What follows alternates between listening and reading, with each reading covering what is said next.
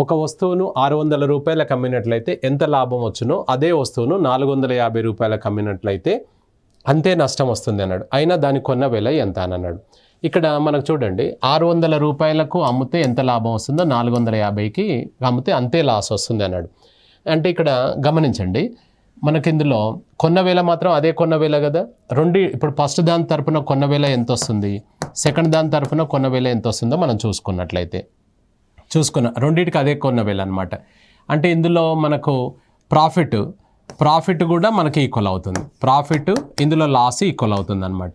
ఇందులో అమ్మితే ఎంత లాభం వస్తుందో ఇందులో అమ్మితే అంతే నష్టం వస్తుంది అనమాట. లాభం వస్తుంది అంటే 600లలో కొన్న వేల నీకు తెలియదు, దాన్ని ఎక్స్ అనుకుందాం, ఎక్స్. అదేవిధంగా లాస్ ఎప్పుడు వస్తుంది, కొన్న వేల కంటే అమ్మిన వేల ఎక్కువ ఉన్నప్పుడు, అమ్మిన వేల తక్కువ ఉన్నప్పుడు లాస్ వస్తుంది. అంటే ఇక్కడ చూడండి 600 మైనస్ ఎక్స్. ఇప్పుడు ఎక్స్లు ఒకవైపు, ఆ నెంబర్ ఒకవైపు. 600 ప్లస్ 450, ఈ ఎక్స్ అటు వెళ్తే 2x అవుతుంది. అప్పుడు ఎంత అవుతుంది, 1050 ఈక్వల్స్ టు 2x. అప్పుడు ఎక్స్ ఈక్వల్ టు ఎంత అవుతుంది, 525 అనమాట. సో 525 అనేది మనకు ఆన్సర్ అవుతుంది.